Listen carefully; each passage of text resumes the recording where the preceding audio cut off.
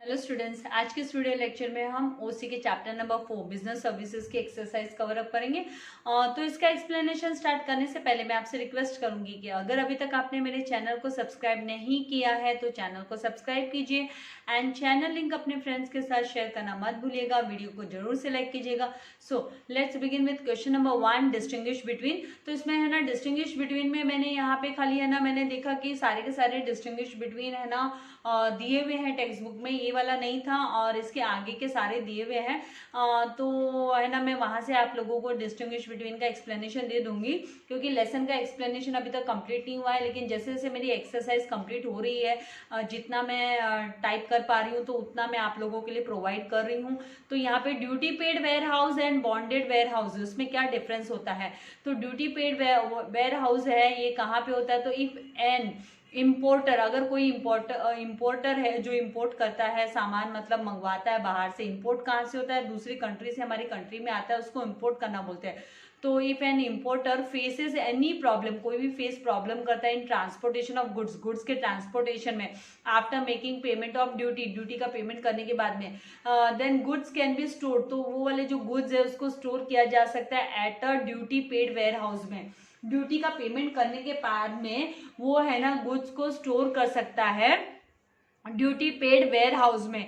मतलब बाहर के देश से जब है ना, मतलब इम्पोर्टर यहाँ पे बाहर के देश से जब हमारे देश में सामान आता है, कोई इम्पोर्ट करता है, कोई भी जो बिजनेसमैन है, और उसको ट्रांसपोर्टेशन की फैसिलिटी अवेलेबल नहीं होती है, कुछ समय के लिए कोई प्रॉब्लम होती है, तो उसके लिए वो क्या कर सकता है, वो है ना पेमेंट कर सकता है ड्यूटी का पेमेंट ऑफ ड्यूटी, ड्यूटी का पेमेंट करने के बाद में वो है ना ड्यूटी पे करने के बाद में वो गोडाउन में ड्यूटी पेड वेयर हाउस में वो अपने सामान को, गुड्स को स्टोर कर सकता है।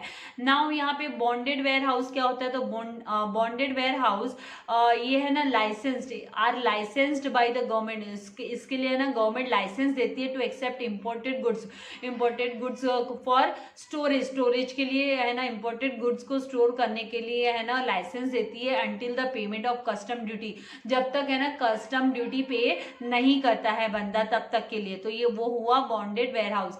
नाउ सेकेंड पॉइंट यहाँ पे डिफरेंस के लिए आपको लिखना है कि all duty paid warehouses, सारे के सारे जो ड्यूटी पेड वेयर हाउसेज है आर पब्लिक वेयर हाउसेज, ये पब्लिक वेयर हाउसेज होते हैं and which are available to all importers, सारे के सारे इम्पोर्टर्स के लिए ये अवेलेबल होते हैं। वेयर एज ये जो बॉन्डेड वेयर हाउस होते हैं, these ware house work under the control of custom authorities, ये कस्टम अथॉरिटीज के कंट्रोल में काम करते हैं। ये जो बॉन्डेड वेयर हाउस होते हैं वो कस्टम अथॉरिटीज के अंडर में होते हैं and duty paid warehouses है वो पब्लिक वेयर हाउसेज होते हैं जो सभी इम्पोर्टर्स के लिए अवेलेबल होते हैं। नाउ यहाँ पर duty paid warehouses help करते हैं इम्पोर्टर को as proper care of goods is taken. तो यहाँ पे ड्यूटी पेड वेयर हाउसेज है ना इम्पोर्टर को हेल्प करते हैं। और यहाँ पे जो बॉन्डेड वेयर हाउसेज में the warehouse keeper is required to give an undertaking, और या फिर और बॉन्ड, उसको है ना बॉन्ड देना पड़ता है that it will not allow the goods to be removed, कि वो किसी को भी है ना गुड्स है ना रिमूव करने के लिए अलाउ नहीं करेगा without the consent of custom authorities, custom authorities की परमिशन लिए बिना जो है ना वेयर हाउस कीपर होता है, जैसे हमारा ये गार्ड कैसे होता है, वॉचमैन कैसे होता है, वैसे ही है ना वेयर हाउस का कीपर होता है। तो वो उसके पास बॉन्ड होता है, उसको है ना बॉन्ड देना पड़ता है, is required to give an undertaking, और बॉन्ड देना पड़ता है that it will not allow, कि वो है ना अलाउ नहीं करेगा गुड्स को रिमूव करने के लिए, अलाउ नहीं करेगा जब तक है ना कस्टम अथॉरिटीज अलाउड नहीं करती है, क्योंकि कस्टम ड्यूटी पे नहीं की होती है, वो वाला गुड्स स्टोर किया जाता है बॉन्डेड वेयर हाउस में। Now third, duty paid warehouses help the importer as proper care of goods is taken, क्योंकि यहाँ पर ये तो हो गया।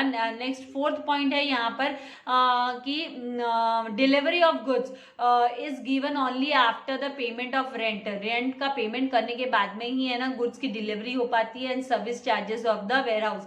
एक बार rent and service charges pay कर दिया वेयर हाउस का तो फिर बाद में गुड्स की डिलीवरी हो सकती है, कहाँ पे, ड्यूटी पेड वेयर हाउस में। नाउ बॉन्डेड में क्या होता है, goods are held in bond and its delivery is given only after the payment of import duty. एक बार कस्टम ड्यूटी पे कर देते हैं, इम्पोर्ट ड्यूटी पे कर देते हैं, तो उसके बाद में ही है ना ये गुड्स की डिलीवरी अलाउड होती है। Now duty paid warehouses are situated. ये वेयर हाउसेज कहाँ पे सिचुएटेड होते हैं, तो these warehouses are situated near dock area और पोर्ट, एयरपोर्ट के पास एंड जो यहाँ पर जहाँ पर आकर शिप ठहरते हैं और तो डॉक एरिया या पोर्ट के यहाँ पे है ना सिचुएटेड होते हैं। And bonded warehouses are situated within the dock area. ये है ना within the dock areas, dock area के अंदर ही होते हैं जो कस्टम वाले जो बॉन्डेड वेयर हाउसेज होते हैं, लाइसेंस्ड वेयर हाउस, ये है ना अंदर ही है ना डॉक एरिया के अंदर ही होते हैं और ये नियर द डॉक एरिया और पोर्ट। नाउ यहाँ पर सेकंड जो है central bank and commercial bank, ये दिया है टेक्स्ट बुक में, फिर भी मैं यहाँ से अभी एक्सप्लेन कर देती हूँ। मैंने टाइप करते करते फिर मैंने सोचा वहां से ही आप लोगों को एक्सप्लेनेशन दे दूंगी, टेक्स्ट बुक में दिया हुआ है। नाउ सेंट्रल बैंक, तो इसमें फंक्शन है, first function the main function of central bank क्या होता है, the central bank The main function of central bank is to regulate the money supply in the country. Central bank कौन है हमारे India की, तो RBI, reserve Bank of India. तो ये है ना कंट्रोल करती है किसको, मनी सप्लाई को कंट्रोल करती है। जबकि जो कमर्शियल बैंक है उसका मेन फंक्शन क्या होता है, ये एक्सेप्ट करती है deposits from the public, public से है ना डिपॉजिट एक्सेप्ट करती है फॉर लेंडिंग टू इंडस्ट्री, और बाद में है ना इंडस्ट्रीज एंड अदर जो बिजनेस फर्म्स है उनको उधार में पैसा देती है, लोन देती है, तो कमर्शियल बैंक ही प्रोवाइड करती है। तो द मेन फंक्शन इनका एक्सेप्ट करना डिपॉजिट पब्लिक से और फिर उसको है ना लोन के रूप में है ना दे देना इंडस्ट्रियलिस्ट को। नाउ प्रिंटिंग ऑफ करेंसी किसकी ड्यूटी है भाई, किसका काम है, तो द सेंट्रल बैंक है वो प्रिंट करती है, करेंसी नोट्स प्रिंट करती है, जबकि कमर्शियल बैंक को ये अथॉरिटी नहीं होती है। The commercial banks can not print currency notes. Now third है एक्सेप्टेंस ऑफ डिपॉजिट्स, तो जो सेंट्रल बैंक होती है वो does not accept deposits from public, ये है ना एक्सेप्ट नहीं करते डिपॉजिट्स, पब्लिक से एक्सेप्ट नहीं करते डिपॉजिट्स को। RBI, reserve Bank of India, central bank, bankers bank भी बोला जाता है इसको। नाउ द कमर्शियल बैंक है वो एक्सेप्ट करते हैं डिपॉजिट्स फ्रॉम पब्लिक और बाद में ये है ना मनी को लेंड कर देते हैं इंडस्ट्रियलिस्ट को, बिजनेसमैन को। नाउ लोन्स, सेंट्रल बैंक है ये लोन प्रोवाइड करती है bank loans to bankers and financial institutions को, बैंकर्स को एंड फाइनेंशियल इंस्टीट्यूशंस को लोन प्रोवाइड करती है, बैंक्स को एंड फाइनेंशियल इंस्टीट्यूशंस को। वेयर एज जो कमर्शियल बैंक है ये प्रोवाइड करती है loan to industry and commerce को, इंडस्ट्री एंड कॉमर्स को प्रोवाइड करती है। नाउ ओनरशिप की बात करें तो central bank is owned and controlled by the government of India, ये गवर्नमेंट ऑफ इंडिया इसको कंट्रोल करती है, जबकि जो कमर्शियल बैंक्स होती है दैट कैन बी प्राइवेट भी हो सकती है और गवर्नमेंट एजेंसीज भी उनको कंट्रोल कर सकती है। नाउ नंबर ऑफ बैंक्स की बात करें तो रिजर्व बैंक ऑफ इंडिया तो एक अकेला ही है ना, उसकी ब्रांचेस है लेकिन वो एक ही बैंक है, there is only one central bank that is Reserve Bank of India in India, क्योंकि ये ना हर एक कंट्री की अपनी सेंट्रल बैंक होती है। Now commercial bank, there are many commercial bank जैसे आईसीआईसीआई हो गए, एचडीएफसी हो गए, अपने इलाहाबाद बैंक्स हो गए, देन बहुत सारे कैनरा बैंक हो गए, तो कमर्शियल बैंक सारे बहुत सारे बैंक्स हैं। Now monetary policy, monetary policy की बात करें तो the central bank frames monetary and credit policy, monetary and credit policies frame करते हैं सेंट्रल बैंक, एंड जो सेंट्रल बैंक होते हैं वो keeps a check on commercial bank, और उनके हाथ में डोर होती है सारे बैंक्स की, तो वो ध्यान भी रखते हैं भाई कमर्शियल बैंक किस किस को लोन दे रहा है, क्या कर रहा है। Now the commercial banks do not frame, ये लोग फ्रेम नहीं करते हैं पॉलिसीज, ये लोग नहीं बनाते any monetary policy. Now the commercial bank does not keep check on the central bank, और कमर्शियल बैंक को ये भी अथॉरिटी नहीं होती कि वो सेंट्रल बैंक के कामकाज को देखे कि वो क्या कर रहे कैसे कर रहे, उन पे चेक रखना उनका काम नहीं होता है, उनके पास कोई अथॉरिटी नहीं होती है। नाउ ये जो थर्ड डिस्टिंग्विश बिटवीन है road transport and air transport में आपको लेसन के एक्सप्लेनेशन के थ्रू बता दूंगी। Then life insurance and marine insurance ये आपको पेज नंबर्स पे दिया हुआ है। मैं ये जो बीच बीच में ये एक्सरसाइज को टाइप कर रही हूँ तो मैं आप लोगों के लिए बीच बीच में अभी धीरे धीरे इनको अपलोड कर रही हूँ। Then saving account and current account है, इसका भी मैं आप लोगों को है ना टेक्सचुअल उसमें ही आपको एक्सप्लेन कर दूंगी टेक्स्ट बुक के through. Life insurance and fire insurance, then road transport, railway transport, तो ये सारे के सारे जो डिस्टिंग्विश बिटवीन है ये सारे के सारे टेक्स्ट बुक में दिए हुए हैं। तो इसकी मुझे ना अभी टाइपिंग के लिए बहुत टाइम जाएगा, तो ये मैंने डिसीजन लिया कि वहीं से आपको एक्सप्लेन कर दूंगी। नाउ क्वेश्चन नंबर 6 है कि justify. Question number 6, justify the following statements. आपको जस्टिफाई करना है स्टेटमेंट्स को। तो air transport is the fastest mode of transport. तो हाँ, ये तो सच्ची बात है, हमने पहले भी इसको स्टडी किया है। हम तो वैसे नॉर्मल वे में तो हमें ना इनको प्री सेक्शन में भी हमने स्टडी किया कि fastest means mode of transport कौन सा है, तो वो है air transport. Now air transport क्या करता है, carries the goods and passengers through airways के through by using different aircraft like passenger aircraft हो गया, कार्गो एयरक्राफ्ट हो गया, हेलीकॉप्टर्स हो गया, etcetera. Now in hilly and mountainous areas where other modes of transport is not accessible, जहां पर ये नहीं पहुंच पाते हैं अदर ट्रांसपोर्ट, तो air transport is an important and convenient mode है। And air transport is also suitable mode in case of emergency like war के समय, मेडिकल सप्लाई के लिए, नेचुरल कैलेमिटीज के समय पर रेस्क्यू ऑपरेशंस के लिए इसका यूज होता है एयर ट्रांसपोर्ट का। And air transport is classified into domestic air transport and international transport. Now air transport is carried out in fixed air routes. ये फिक्स्ड एयर रूट्स पे ही होता है, इनका पूरा सिस्टम होता है। Now aircraft travel at rapid speed, जो एयरक्राफ्ट से बहुत ही फास्ट स्पीड में, रैपिड स्पीड में मूव करते हैं। And also compare to the road transport there is a less congestion and traffic. आपको पता है ना, आसमान में कोई ट्रैफिक नहीं है ना, तो यहाँ पे बहुत ही कम कंजेशन का है एंड ट्रैफिक भी बहुत कम होता है। हेंस एयर ट्रांसपोर्ट है वो है फास्टेस्ट मोड ऑफ ट्रांसपोर्ट है। तो इस तरीके से आपको आंसर लिखना है, तो आपको चाहिए तो आप इसके स्क्रीनशॉट ले सकते हैं। नाउ मूव करते हैं सेकेंड उस पे।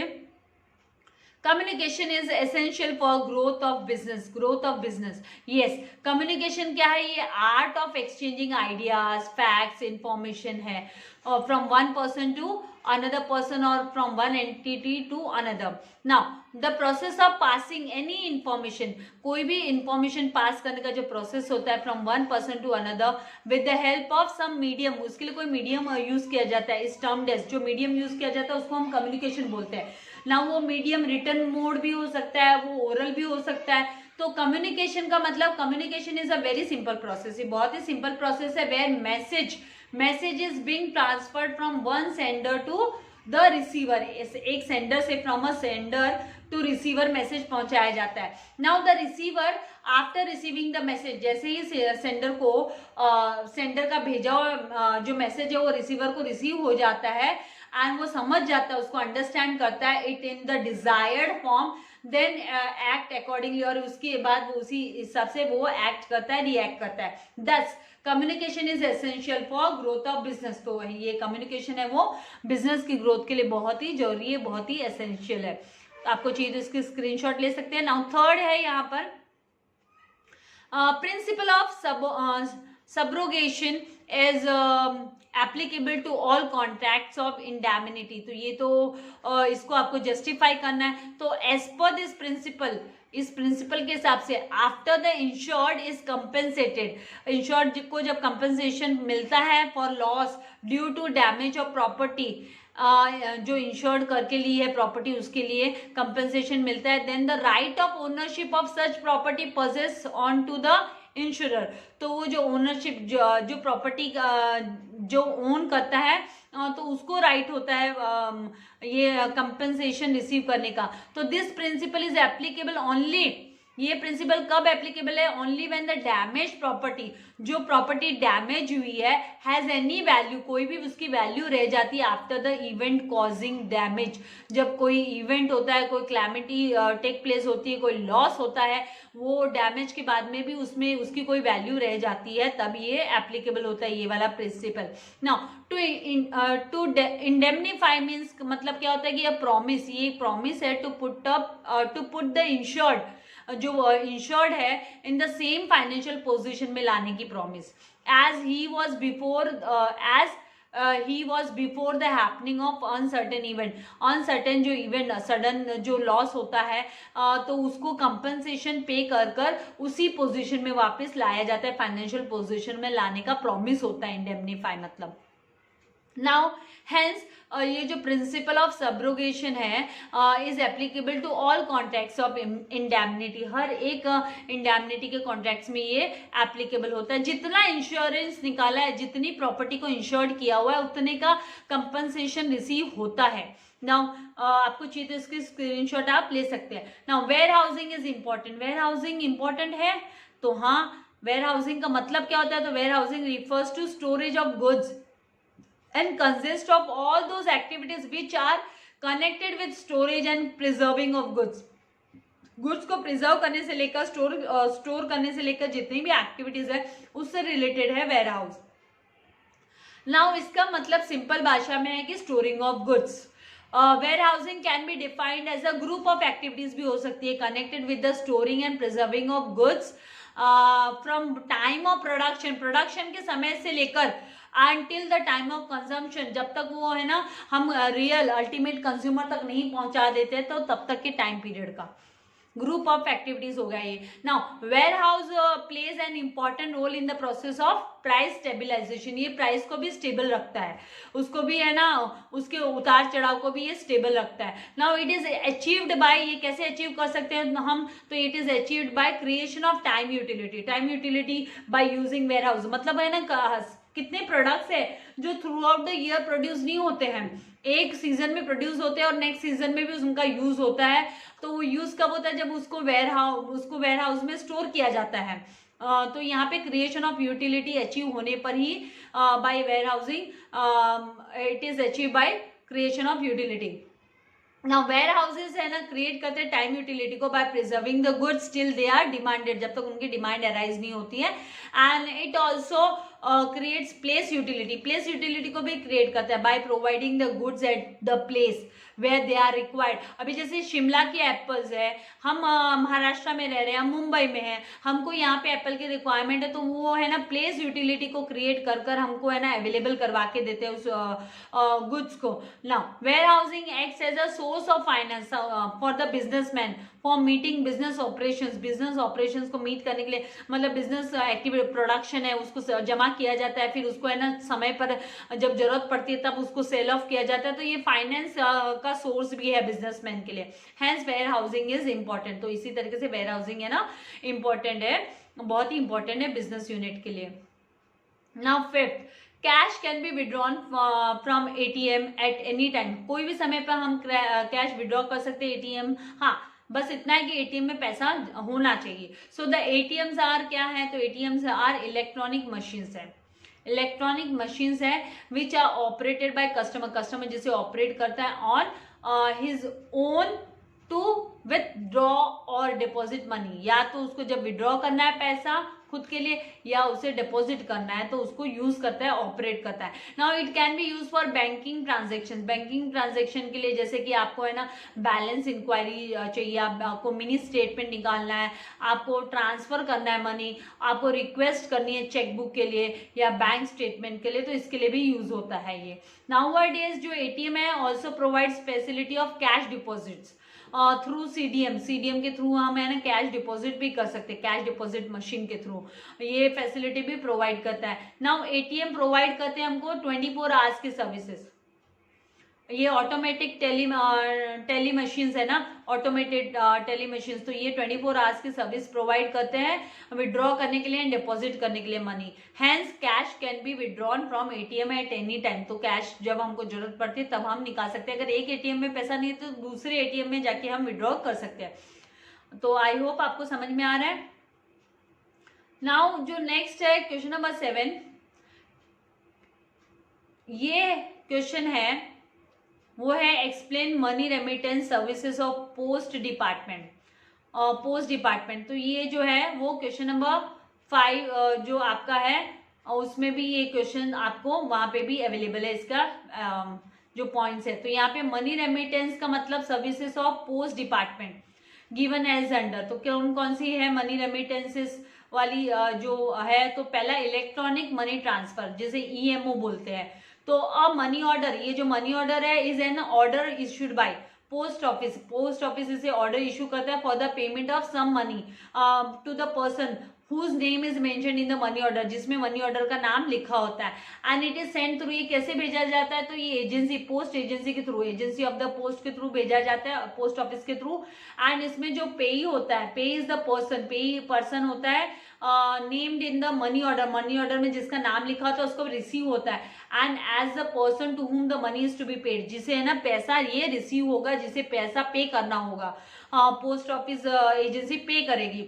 Now the advantage of sending money to someone through money order is that money is delivered at the doorstep पे, हाउस के डोर स्टेप पे मिलेगा ये पैसा, और हिज प्लेस ऑफ स्टे, जहां पे वो रहता है बंदा, वहां पे उसके घर के दरवाजे पे उसको ये पैसा डिलीवर हो जाएगा। तो मनी ऑर्डर का, इलेक्ट्रॉनिक मनी ऑर्डर का ये बेनिफिट हुआ। Second, instant money order, IMO जिसे बोलते हैं, तो इंडियन पोस्ट प्रेजेंट करता है instant money order, the instant online money transfer services, that is, ये रिसेंट हो गया, that is instant, convenient, reliable and affordable, affordable भी हो गया, कन्वीनियंट भी हो गया, रिलायबल भी हो गया। यहाँ पे IMO is an instant web based money transfer है, वेब बेस्ड है, ऑनलाइन है, सर्विस है जो कि पोस्ट ऑफिसेस प्रोवाइड करते हैं आईएमओ सेंटर पे in India between two resident individuals, India के अंदर ही, इंडियन उसके लिए है, दो रेसिडेंट, एक महाराष्ट्र में, एक मध्य प्रदेश में, या महाराष्ट्र और बिहार है, तो वो इंडियन टेरिटरी के अंदर वो है ना आईएमओ कर सकते हैं। Now one can transfer money from INR, Indian rupees, that is 1000 to 50,000 तक का, आईएनआर इंडियन रुपीज 50,000 तक का, from designated IMO post office से भेज सकते हैं। It is simple to send and receive money. Now international money transfer क्या है, तो इंटरनेशनल मनी ट्रांसफर में मनी ट्रांसफर सर्विसेज, जो मनी ट्रांसफर सर्विस स्कीम है, is a quick and easy way है ट्रांसफर करने का, किसी भी बंदे को पैसा ट्रांसफर करने का फ्रॉम अब्रॉड, इंटरनेशनल वर्ड आ जाना मतलब अब्रॉड से पैसा, बेनिफिशियरी इंडिया में कोई है तो उसको मिल जाता है, बेनिफिशियरीज इन इंडिया, जो इंडिया में रह रहा है लेकिन बाहर से अगर किसी के पेरेंट बाहर सर्विस कर रहे हैं, वहां से पैसा ट्रांसफर कर रहे हैं, तो ये बेनिफिशियरी जो इंडिया में है उसको रिसीव हो जाता है। Only inward personal remittances are permissible, जो है ना पर्सनल रेमिटेंसेस ही यहाँ पे अलाउड है, अपने पर्सनल रेमिटेंसेस बिजनेस उसके लिए नहीं है अलाउड है। Now department of post office, government of India with the western union financial services, a state of the art international money transfer services is now available, post office के through आप निकाल सकते हो, available through the post office in India, and which enables, which provides instantaneous, मतलब quick remittance of money from around 195 countries, बाहर की जो abroad countries है 195 कंट्रीज से इंडियन टेरिटरीज में क्विक वे में ये पैसा रिसीव हो जाता है। नाउ जो नेक्स्ट क्वेश्चन है वो है explain marine insurance policies, marine insurance policies, तो it gives protection against the losses caused due to dangers, जो सी डेंजर्स, मरीन मतलब जो समुद्रों से जो होने वाले खतरे हैं, जब गुड्स और पर्सन कार्गो के थ्रू, पर्सन कार्गो के थ्रू जब सामान यहाँ से वहाँ या पैसेंजर्स का ट्रांसपोर्ट होता है, तो उस समय पे जो डैमेजेस होने के चांसेस होते हैं उसको कवर करती है ये पॉलिसी। तो it is a form of insurance contract covering loss और damage to vessels or to cargo or passengers during marine transportation. Now, all the principles of insurance are applicable to marine insurance contracts. सारे के सारे जो principles है वो है ना marine insurance के लिए भी applicable है। Now, types of marine insurance, तो यहाँ पर पॉलिसी, तो सबसे पहले वॉयज पॉलिसी, वॉयज पॉलिसी में क्या होता है, it is a policy in which the subject matter मतलब जिसकी भी पॉलिसी निकाली गई है सामान की या पर्सन की, is insured for a specific voyage irrespective of time, इसमें कोई टाइम लिमिट नहीं involve in it, in this case risk begins only, यहाँ पे टाइम लिमिट के हिसाब से कि जब है ना रिस्क है ना बिगिन, तभी रिस्क को काउंट किया जाता है जब है ना शिप है ना वो मूव कर रही होती है सी में, जब वो मूव कर रही होती है, वो वॉयज पे होती है, वो यात्रा पे होती है, तभी इसको कवर किया जाता है। इस पॉलिसी के अंदर है ना रिस्क तभी कवर होती है। अभी टाइम पॉलिसी क्या होता है? In this policy the subject matter, जो भी हमने कार्गो की इंश्योरेंस निकाली है या पैसेंजर्स की निकाली है, is insured for a definite period of time, definite period of time. और time policy can not be for the period exceeding 1 year, 1 year से ज्यादा के पीरियड के लिए नहीं होती है। But it may be contain, it may contain continuation. हाँ, इसमें अगर कंटिन्यू करने का क्लॉज अगर एडेड है तो ये कंटिन्यू हो सकती है, लेकिन 1 साल से ज्यादा का नहीं होता, लेकिन कंटिन्यूएशन वाला क्लॉज इसमें होता है। द कंटिन्यूएशन क्लॉज का मतलब क्या होता है कि that if the voyage is not completed, अगर आपकी यात्रा कंप्लीट नहीं हुई है स्पेसिफाइड टाइम में, तो उसके आगे तक ये रिस्क को कवर करती है। The risk shall be covered until the voyage is completed, जब तक वो यात्रा कंप्लीट नहीं होती तब तक है ना ये जो रिस्क को कवर करती है टाइम पॉलिसी। नाउ नेक्स्ट है मिक्स्ड पॉलिसी। तो मिक्स्ड पॉलिसी में क्या होता है? दिस पॉलिसी इज द ये कॉम्बिनेशन है वॉयज एंड टाइम पॉलिसी दोनों का, इसीलिए यहाँ पे है ना ये कवर करते हैं रिस्क बोथ पर्टिकुलर वॉयज। आप है ना पर्टिकुलरली आप जब ट्रैवल कर रहे हो, आप जब है ना यात्रा पे हो, समुद्री यात्रा पे हो और for a specified period of time है, तो दोनों को भी ये कवर अप करती है। Now value policy, valued policy कौन सी होती है? इस पॉलिसी के अंडर में goods are insured for an agreed value between insurer and insured. Agreed value पहले से अमाउंट डिसाइड होता है and this facilitates easy settlements. इससे क्या होता है? जो सेटलमेंट है वो बहुत आसान होता है in case of such items where it is difficult to access the real, जहां पे हमें एसेस नहीं कर सकते, असेसमेंट नहीं कर सकते रियल मार्केट वैल्यू क्या है उसकी, और पहले से हमने वैल्यू को है ना अग्रीड वैल्यू पे मतलब 5 लाख की बनाई है, 10 लाख की बनाई है, तो उस हिसाब से फिर हमको उसका सेटलमेंट, क्लेम सेटलमेंट, अगर कोई लॉस हो गया, अकर हो गया, तो क्लेम आसानी से मिल जाता है। नाउ फिफ्थ वन है ब्लैंकेट पॉलिसी। तो this policy is taken for maximum limit के लिए of a required amount of protection and full amount of premium is paid. इस केस में पूरे के पूरे है ना अमाउंट ऑफ प्रीमियम पे किया जाता है in the beginning of the policy. Now पूरा का पूरा अमाउंट पे करना होता है प्रीमियम का। Now this policy describe the nature of goods ensure. कौन से है ना गुड्स का इंश्योरेंस निकाला है वो पहले ही बताना पड़ता है, कौन से टाइप के गुड्स है, स्पेसिफिक रूट भी बताना पड़ता है, और कौन से वो पोर्ट पे आके कौन से वो आके जैसे एयरपोर्ट है वैसे ही है ना इसके लिए भी पोर्ट होते हैं ना, इसके कौन से पोर्ट पे आके कार्गो या पैसेंजर्स रुकने वाले हैं या प्लेसेस ऑफ वॉयज कौन कौन से हैं, तो ये सब की डिटेल पहले ही देनी होती है, डिस्क्रिप्शन देना होता है। And it covers multiple risk on one property. एक प्रॉपर्टी पे यहाँ पे है ना ये जो पोर्ट है इसको बंदरगाह बोलते हैं, बंदरगाह। कभी कभी ये क्लिक नहीं होता है वर्ड मुझे। रिस्क ऑन वन प्रॉपर्टी और it covers many properties under the policy। Multiple risk को भी ये कवर करती है policy. Now port risk policy कौन सी होती है? ये पॉलिसी जो है वो कवर करती है हर टाइप के रिस्क को ऑफ अ वेजल की जो हर टाइप की रिस्क है उसको कवर करती है वाइल इट इज एंकर्ड। जब है ना इसको है ना बंदरगाह पे एंकर्ड बंदरगाह पे रुकाया जाता है वेजल को, शिप को, कार्गो को, तो तभी भी ये है ना पूरी की पूरी रिस्क को कवर करती है at the port for a particular period of time. And the policy is applicable till the departure. जब तक वो डिपार्चर वहां से मूव नहीं करती है, वो वॉयज पे नहीं जाता है वेजल, तब तक ये पॉलिसी एप्लीकेबल है। अगर एक बार उसने है ना सेल करना स्टार्ट कर दिया, वॉयज स्टार्ट कर दी, तो ये पॉलिसी कवर नहीं होती है। नाउ कंपोजिट पॉलिसी किसे बोलते हैं? तो this type of policy is purchase from more than one insurer. एक से ज्यादा इंश्योरर से ली जाती है एंड इसकी जो लायबिलिटी होती है ईच इंश्योरर की वो सेपरेट होती है, अलग होती है, डिस्टिंक्ट होती है, एंड दिस अलग अलग होती है, डिफरेंट होती है। और this policy is taken when the amount of insurance is very high. जब है ना इंश्योरेंस का अमाउंट बहुत हाई होता है तब ये पॉलिसी ली जाती है, कंपोजिट पॉलिसी। बहुत सारे अलग अलग इंश्योरर से ये ली जाती है policy.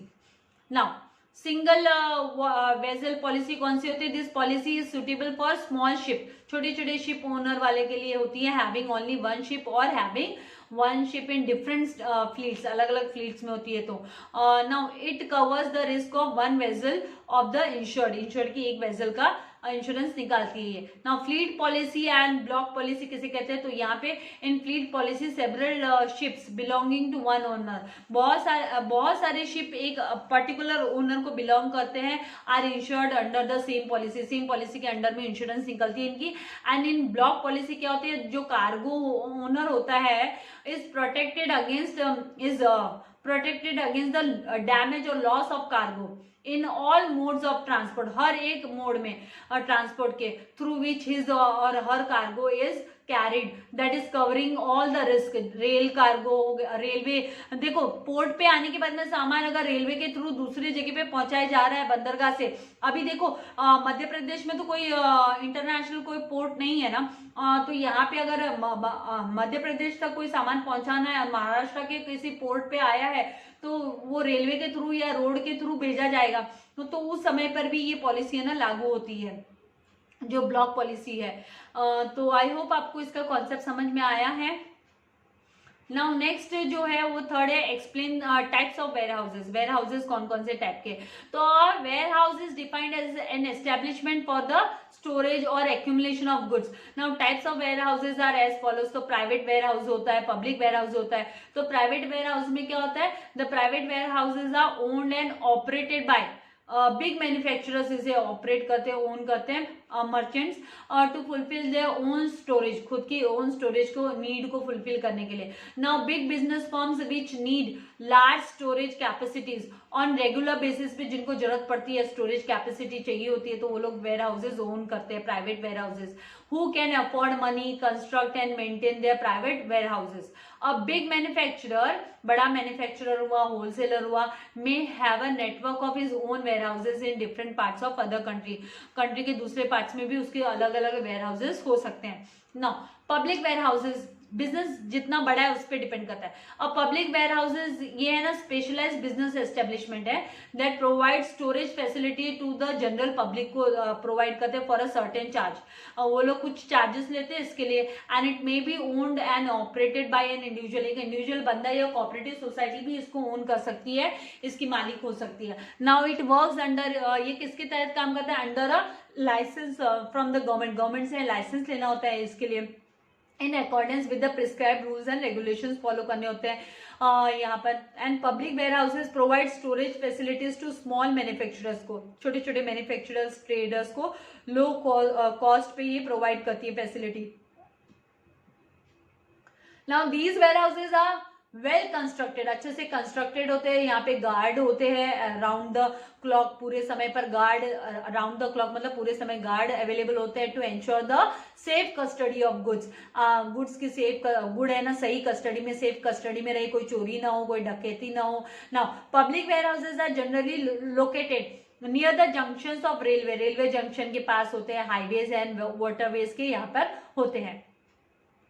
Now bonded warehouses कौन से होते हैं, तो bonded warehouses are licensed by the government, government के हाथ में इसका लाइसेंस होता है to accept the imported goods for storage until the payment of custom duty, जब तक है ना कस्टम ड्यूटी पे नहीं करते हैं तब तक ये है ना कस्टम ड्यूटी वाला जो है वो बॉन्डेड वेयर हाउसेज में सामान है ना रख लेता है इम्पोर्टेड गुड्स को। Now these warehouses work under the control of custom authorities, and जो वेयर हाउस कीपर होता है is required to keep undertaking और बॉन्ड, उसको रखना पड़ता है दैट इट विल नॉट, कि वो है ना अगर कोई निकालने आता है सामान तो वो बोलेगा कि मैं अलाउ नहीं करूंगा अनलेस एंड अनटिल आपके पास कंसेंट लेटर न हो कस्टम अथॉरिटी का।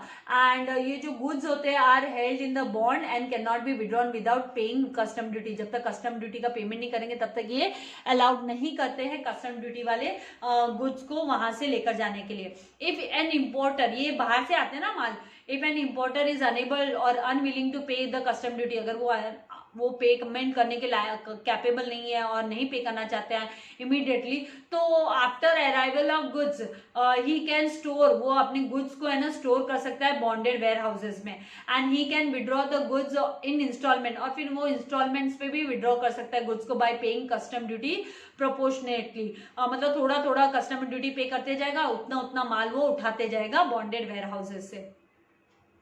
Now duty paid warehouses कौन से होते हैं, तो if an importer faces any problem, कोई भी उसको प्रॉब्लम होती है ट्रांसपोर्टेशन की, गुड्स की, after making payment of duty, then goods can be stored at paid warehouses में, वो है ना गुड्स को स्टोर करके रख सकता है। And all duty paid warehouses are public warehouses, ये पब्लिक वेयर हाउसेज होते हैं which are available at all importers के लिए अवेलेबल होते हैं। And duty paid warehouses help the importer as proper care of goods is taken, processing of goods can be done like sorting हो गया, repacking हो गया etcetera. Such warehouses are more useful for re export, ऐसे वाले जो where houses होते हैं वो री एक्सपोर्ट के लिए बहुत ही यूजफुल होते हैं गुड्स के लिए। And these goods are located near port या डॉक एरिया के आसपास ये लोकेटेड होते हैं। नाउ गवर्नमेंट वेयर हाउस कौन से होते हैं वेयर हाउसेज, तो these warehouses are owned, manage and control by central government and state government और public authorities. It is difficult for small farmers, businessmen or traders to own a warehouse, कि वो उनका खुद का ware house हो। सो ये जो government where houses हैं वो हेल्प करते हैं स्टोर करने में गुड्स को, है ना, तो थोड़े से मतलब थोड़ा चार्जेस देना पड़ता है, नॉमिनल चार्जेस, थोड़े लो कॉस्ट पे मिल जाता है ये warehouses. Now central warehousing corporation of India CWC, State Warehousing Corporation that is SWC, and Food Corporation of India that is FCI are having warehouses across different states and country, अलग अलग country के parts में, states में ये available है। Now 6th है cooperative warehouses, तो these warehouses are owned, manage and control by cooperative societies, इन्हें मैनेज करती है। एंड इनका मेनली जो वेयर हाउसिंग फैसिलिटीज रहती है वो बहुत ही इकोनॉमिकल रेट्स पे, मतलब बहुत लो कॉस्ट पे, है ना, वेयर हाउस की फैसिलिटी अवेलेबल करवा के देते हैं cooperative warehouses. And these types of warehouses are very useful for farmers के लिए बहुत ही यूजफुल है, and traders and general public के लिए बहुत ही यूजफुल होते हैं, बहुत ही हेल्पफुल होते हैं, क्योंकि ये ना लो रेट पे मिलते हैं। Now cold storage warehouses किसके लिए होते हैं, तो कोल्ड वर्ड से आपको पता चल गया पेरिशेबल गुड्स के लिए। पेरिशेबल गुड्स में क्या क्या इंक्लूडेड होता है, कमोडिटीज, फ्रूट्स हो गए, फ्लावर्स हो गए, वेजिटेबल्स हो गए, डेयरी प्रोडक्ट्स हो गए। तो in cold storage warehouses goods are stored and refrigerated at very low temperature पे, so as to preserve them, ताकि उसको है ना संभाल के रखा जा सके, उनको प्रिजर्व किया जा सके, and use them in future, और बाद में फ्यूचर में उनका यूज किया जा सके। तो international trade has become possible, इसी के वजह से जो इंटरनेशनल ट्रेड है ना पॉसिबल हो पाया है because of the cold storage warehouses. I hope आपको कॉन्सेप्ट समझ में आ रहे हैं। तो वीडियो काफी लेंथी होते जा रहा है, तो आई होप मैं जो यहीं पे वाइंड अप कर देना चाहिए। आगे के जो क्वेश्चन नंबर 4 है एंड क्वेश्चन नंबर 5 है वो मैं आप लोगों के लिए नेक्स्ट वीडियो में आप लोगों के लिए अपलोड करूंगी। एंड वीडियो को लाइक करना एंड शेयर करना मत भूलिएगा।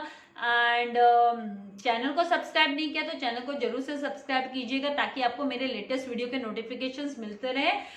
Thank you very much. God bless you all dear students.